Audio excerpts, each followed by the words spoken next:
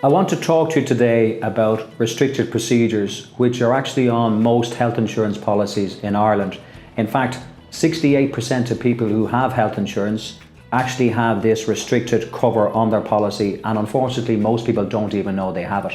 So what are we talking about? This refers to a small number of procedures, mainly orthopedic and ophthalmic procedures. So we're talking about things like hip replacements, knee replacements, shoulder replacements, or even eye procedures such as the removal of cataracts or eye injections for macular degeneration. And if you have this restriction on your policy, that means you have at least a 20% shortfall that you have to pay yourself. Now, 20% on a hip replacement in a private hospital could cost you at least €3,000. And in fact, there are more policies now coming out with higher shortfalls of up to 40%. That could cost you €6,000.